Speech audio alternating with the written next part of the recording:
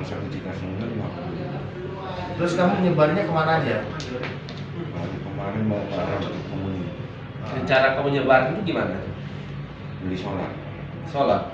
Jadi kamu beli ke SPBU gitu? Enggak, kalau kios. Dari tangga itu bang, oh dia kak? Iya, udah keluar pakai tangga.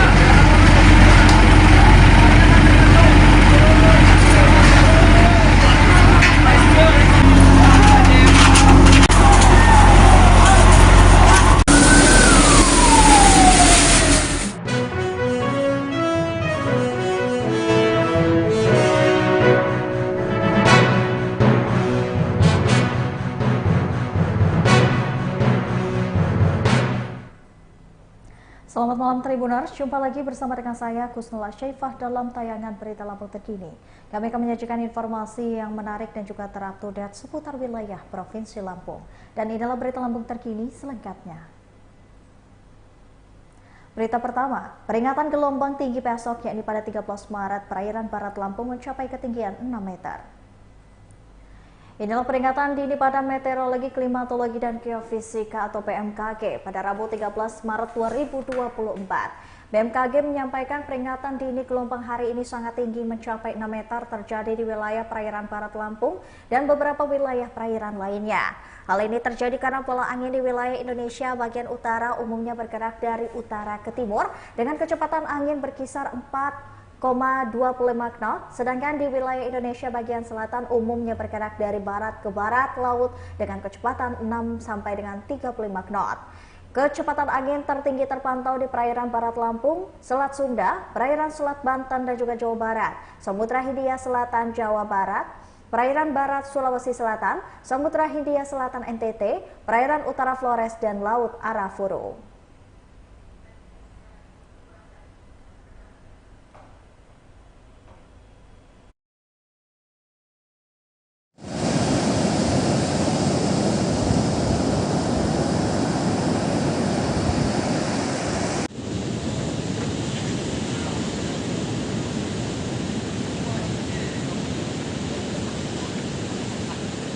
Kejadian aerop ya bang ya kemarin bang ya, itu kejadiannya jam berapa terus kapan bang? Kisaran jam 7-an lewat itu ombak besarnya mulai naik. Jam 7 pagi atau jam 7? Pagi. Jam 7 pagi ombak itu udah naik sekitar berapa meter bang? Kisaran 5 5 sampai 6 meter bang ya. Nah itu langsung menerjang apa tuh bang? tempat Heeh.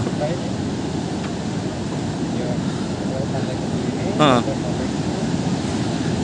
Nah kan saya kalau nggak salah ini kan tulisan Pantai Kedu ini kan lengkap nih bang. Ya. Itu apakah dampak dari aerop itu juga bang? Dampak dari terkena kayu-kayu gitu mengumumkan dari air itu. Nah fasilitas apa aja bang yang rusak bang? Tadi kan saya lihat juga ada kayak pondok-pondok gitu bang. Ada berapa bang pondok yang rusak bang? Yaitu kisaran 4, terus yang di situ Ah. ada 3. Pondok itu 4 yang rusak itu apakah rusak parah nggak bisa dipakai lagi ataukah masih bisa dipakai gitu bang? Bisa. Berarti kategori rusak sedang ya bang ya? Ya, kalau yang di ujung ya sudah Heeh. parah.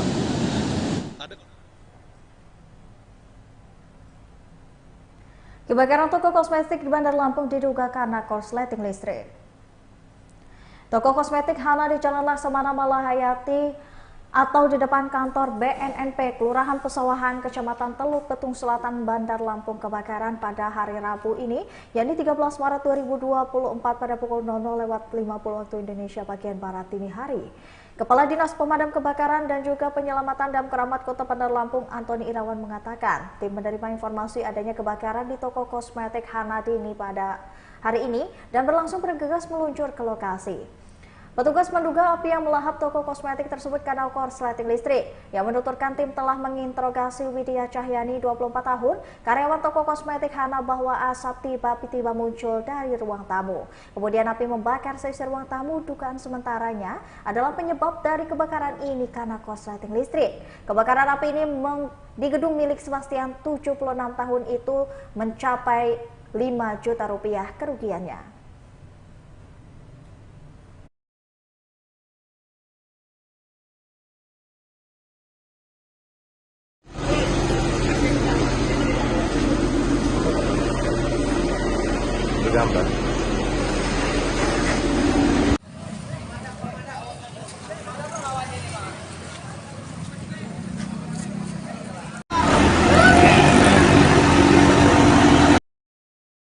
ini ada siswi di SMP Lampung Utara yang dirunda paksa oleh 10 lelaki di perkebunan kopi.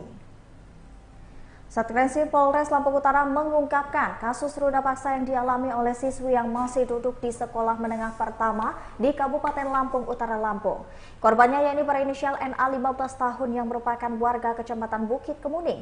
Diketahui juga NA ini masih duduk di bangku kelas 3 di salah satu SMP di Lampung Utara.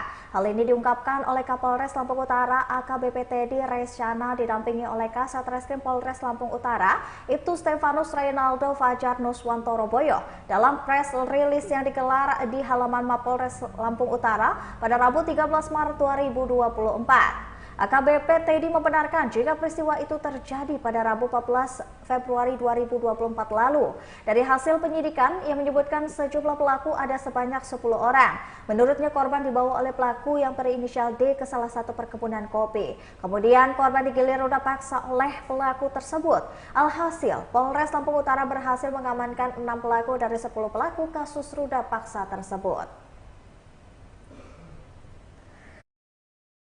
Atas kejadian tersebut, orang tua korban melaporkan kejadian tersebut ke Polres Lampung Utara.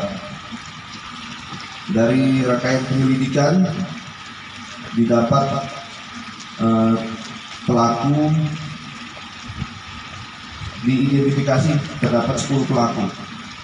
6 pelaku sudah ditangkap sebelumnya, yaitu inisial RR, RRS, kemudian inisial MZ, kemudian inisial IS, inisial AP, inisial A, dan inisial MRA. Dari ke-6 ini, 3 pelaku di bawah umur. Ada yang 14 tahun, 17 tahun, dan 14 tahun. Dan 3 sudah termasuk kategori dewasa. Untuk ke-6 ini, 1 ditangkap atas nama RR, kemudian yang menyerahkan diri ada 3 orang, diserahkan diri oleh orang tuanya, yaitu NC, IS, dan MR. Kemudian ada 2 pelaku yang ditangkap di Kabupaten Muara Enim. Kami berkoordinasi dengan Polsek Semendo, Polres Muara Enim. Ada pelaku atas nama AP dan A yang ditangkap ada 2 orang. Kemudian Kabupaten. Gudang SD Negeri 1 Fajar Baru Pringsewu hangus terbakar. Gudang SD negeri di Kabupaten Pringsewu hangus terbakar pada Selasa 12 Maret 2024 malam. Kebakaran tersebut dikonfirmasi Kepala Pelaksana atau Kalak BPBD Kabupaten Pringsewu, yakni Nang Abidin. Nang Abidin mengatakan gudang terbakar tersebut berada di SD Negeri 1 Fajar Baru, Kecamatan Pagelaran Utara, Pringsewu. Adanya laporan kebakaran dari masyarakat setempat, pihaknya menerjunkan 5 personel dari Regu 02 Posko Pringsewu. Pihaknya tiba pada pukul 7 malam dan langsung melakukan pemadaman dan pendinginan dengan 2 unit armada. Akibat dari kebakaran tersebut, 1 bangunan gudang sekolah hangus beserta isinya yang ada di dalamnya. Sementara itu pihaknya menduga kebakaran terjadi akibat dari korsleting listrik. Yang menjelaskan saat kebakaran terdengar suara ledakan beserta kepulan asap yang terdengar dari masyarakat setempat. Pihaknya tak mendapatkan kendala apapun selama masa pemadaman. Pihaknya pun telah mendata dari kejadian kebakaran tersebut.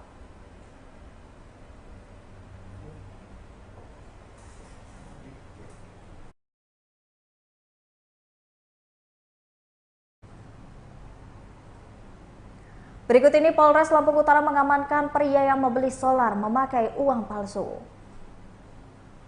Satreskrim Polres Lampung Utara berhasil mengamankan pelaku peredaran uang palsu. Pelaku Wamiang alias Joko, yakni warga Lampung Tengah, diamankan karena membeli solar dengan menggunakan uang palsu. Namun warga yang mengetahui uang tersebut langsung mengamankan pelaku dan menyerahkannya ke Mapolres Lampung Utara. Hal itu diungkapkan oleh Kasatreskrim Polres Lampung Utara Ibtu Stefanus Reynaldo Fajar Nuswantoroboyo melalui Kanit Tipidar Ibtu Adiwasito. Ia menjelaskan pelaku yang memenuhi unsur untuk ditetapkan sebagai tersangka. Ia menjelaskan modus pelaku yakni berbelanja ke kios-kios atau warung-warung. Dari penangkapan terhadap pelaku, polisi juga berhasil mengamankan barang bukti berupa uang palsu. Ia mengatakan jika pelaku dikenakan ancaman hukuman selama 5 tahun penjara.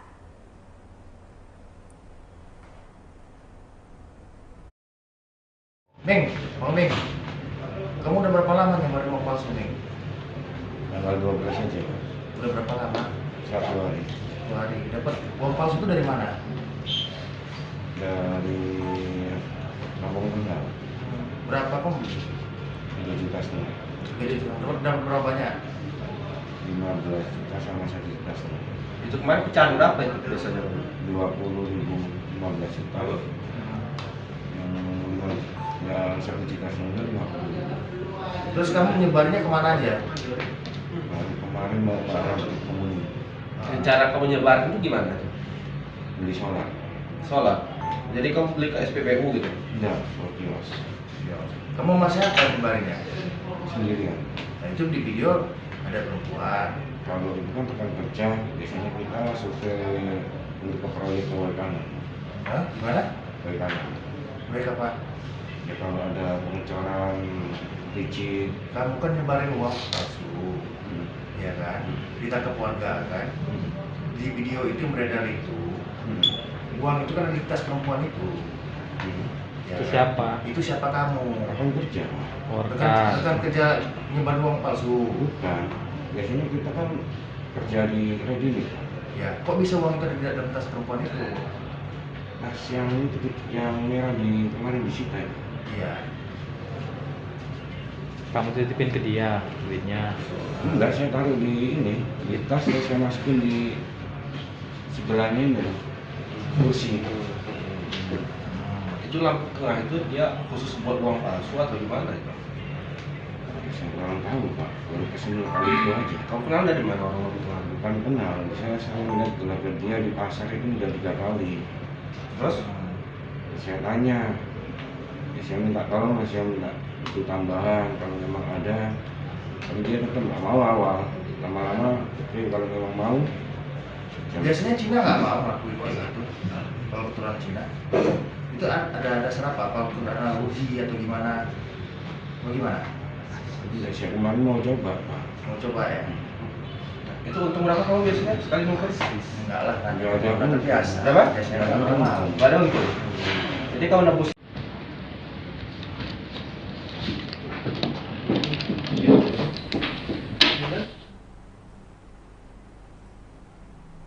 Polda Lampung menerbitkan SP3 kasus tanah tetapi terlapor digugat ke PT UN. Polda Lampung telah menerbitkan surat perintah perhentian penyidikan atau SP3 terhadap kasus tanah milik Zainuddin Sambinggiring. Tanah tersebut luasnya kurang lebih 2.600 meter persegi di Jalan Soekarno-Hatta atau dekat Rumah Makan Bareh Solo, Kota Bandar Lampung.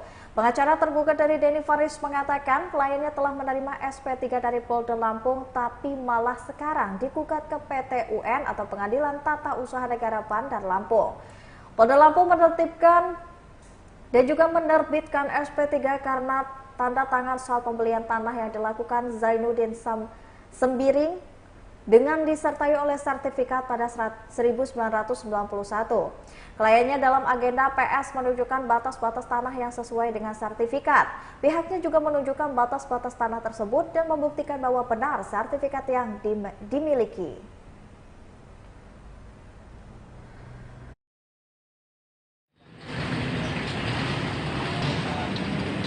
Berarti kan yang ada di pojokan yang di panel. Nah, terus pojokan yang terakhir di 9252 di mana? Kalau dia terbuktikan 952, ya menunjukkan batas-batas sesuai dengan sertifikat. Yang dimana objek dari gugatan sekarang ini itu di dalam sertifikat itu. Jadi biar tidak terjadi tumpang tindih, makanya kita tunjukin patoknya, batasnya, titiknya gitu. Jadi membuktikan bahwa sertifikat kita memang benar di atas tanah itu, di tanah ini. Sama. Perkara pidana yang di Polda itu sama, objeknya ini juga, sama. Berapa bang? Luasnya 2.600-an kurang lebih. Saya nggak berani komentar ya, saya sih membuktikan bahwa benar ini tanah milik Pak Zainuddin. Didapatkan dengan cara yang halal. Dia beli ada lengkap, warnanya lengkap. Kemarin pada saat bukti surat lengkap banget. kita lupa. Tapi yang jelas setelah SP3 keluar, mereka gugat kita ke petun gitu. Jadi memang saya nggak tahu ya, apa emang mereka mau cari-cari atau gimana, saya nggak tahu. Penasaran aja mungkin. Kalau harapan seperti itulah. Kalau petunjuk petun selanjutnya seperti apa Bang setelah pengecekan tadi? Agenda minggu depan saksi. Kita harapkan sesuai dengan apa ya, petun itu tegak lurus lah. Baiklah Tribuners, setelah tadi berita Lampung terkini bersama dengan saya Kusnul Asyaifah. Jangan lupa untuk terus saksikan video selengkapnya di YouTube Tribun Lampung News Video, Facebook Tribun Lampung, Instagram @Tribun Lampung, dan juga TikTok Tribun Lampung. Dan jangan lupa untuk download aplikasi Tribun X selengkapnya. Bersama dengan saya Kusnul Asyaifah pamit undur diri, terima kasih dan sampai jumpa.